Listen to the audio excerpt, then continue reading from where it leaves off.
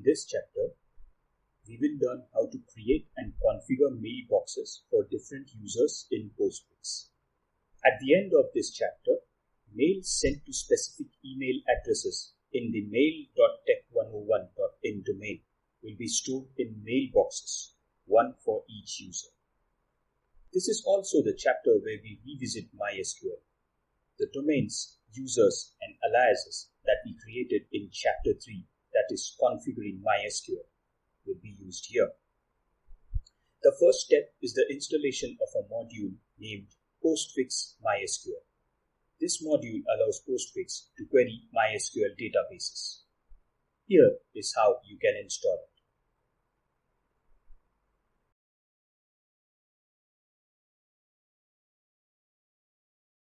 The next step is the creation of 3 configuration files inside etc postfix directory.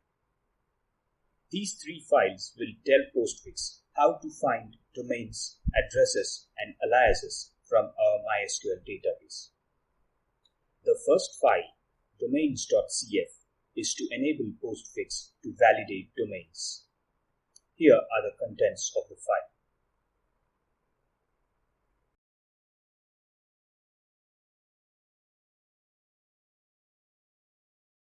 The second file, users.cf, allows Postfix to validate email addresses.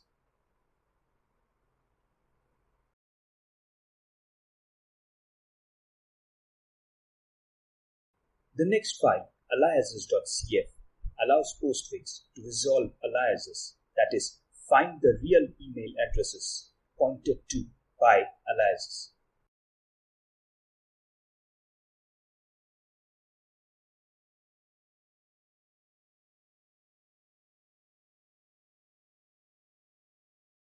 A final file, email-to-email.cf, is required.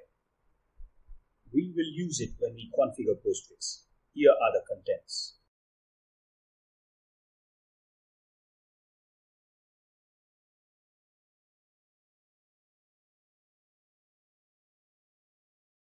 Besides, there is a tool to check if the above 4 files are correctly configured.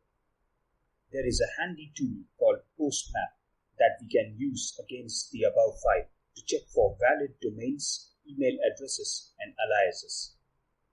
For example, we know from the chapter on MySQL that we had created a record for the domain mail.tech101.in. We can verify the existence of that record using PostMap. You can see that the command returned an output 1. What does that mean? Take a moment to refer to the contents of the domains.cf file. The query specifically returns the output 1 for a domain that is found in the database. If the domain were not to be found in the database, a blank output will be returned. In fact, let's try PostMap with a domain that we haven't configured in our database, say gmail.com. And there's the blank output.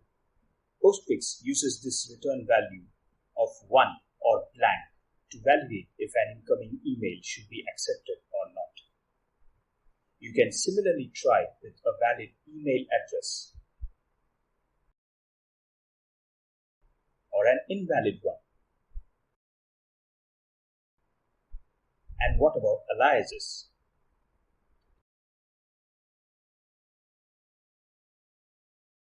Given our sample data, all our PostMap queries are working.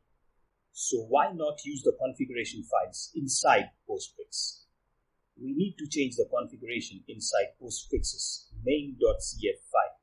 It is a good idea to take a backup of the working file right now. Now we need to add some lines to our main.cf file.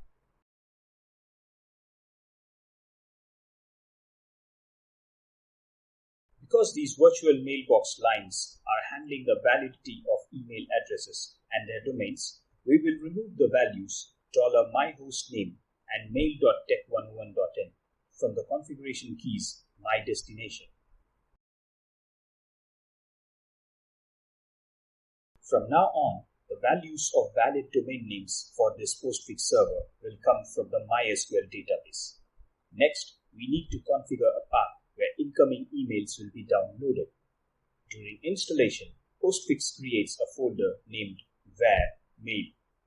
I see no reason why not to use the same folder for our tutorial. Note something special about this directory. Let's list the directory right now.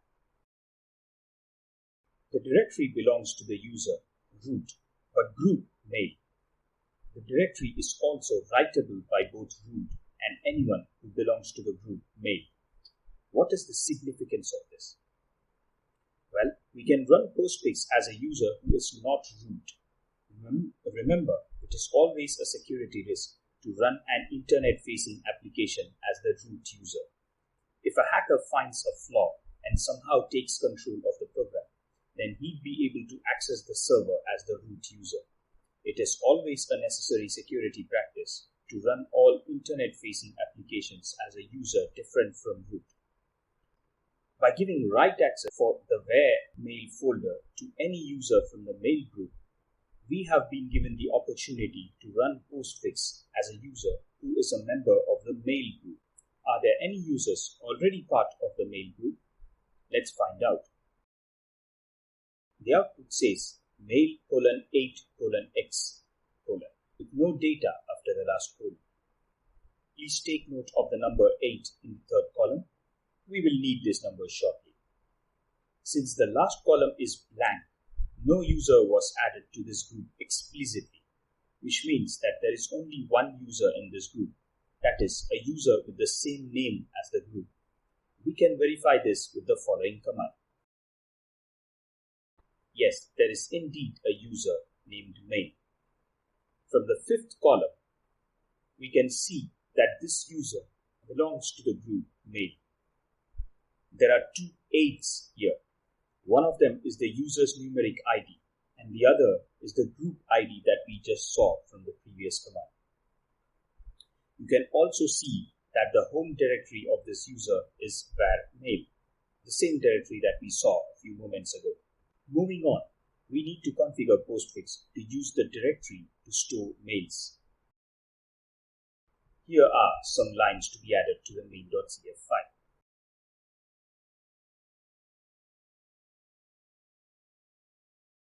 The first line, virtual mailbox base, sets the directory var mail as the target for incoming mails. The virtual ID maps and virtual GID maps are used to set the user and group number as number 8. Recall that those numbers refer to the mail user and the mail group respectively. Here is a line we haven't discussed. Virtual minimum ID. It has a value of 4. What does this line do? Recall that I mentioned earlier that internet-facing applications should not be run as root user. In Linux, the user IDs 0, 1, 2, and 3 are reserved for users with high privileges. None of these user IDs is recommended as a value for virtual UID maps. The setting virtual minimum ID ensures that you are not allowed to set the virtual UID maps as a root user or any other super user, even by mistake. Let's save the file and reload Postfix for the changes to take effect.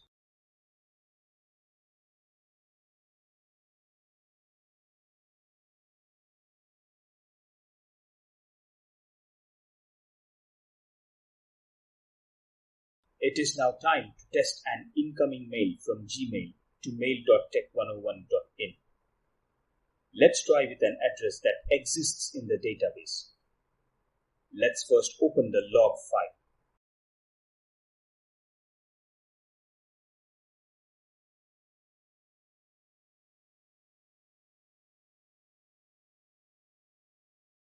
Once Gmail is done sending, you will see the line, an important line, a moment you have been waiting for since the post started.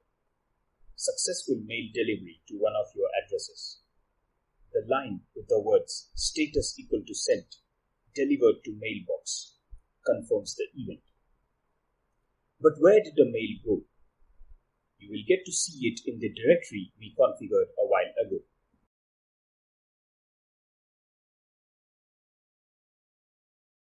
Inside the directory where mail, you will see a file named 1. Here's how you can see the contents. You will see the mail you just sent. The from field should have your Gmail address, whereas the to field should have Henry's address.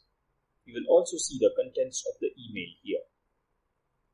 If you want to see if things really work even when the wrong address is used, you can try sending an email to an address that is not in the database. For example, john@mail.tech101.in. That mail should bounce, complaining that the address was not found.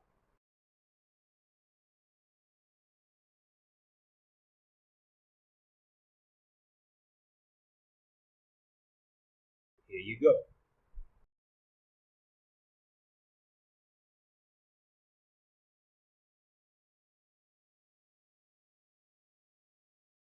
And that's all we need to learn in this chapter. You have taken a significant step in configuring your self-hosted email server. Mail sent from your server reaches other servers, whereas mail sent from other servers reach the intended recipient in your server. As you can see, the file where your email is downloaded is in a raw format, not conducive for viewing in an email desktop client. We will learn how to get IMAP protocol working so that you can view your emails in a hierarchy of directories.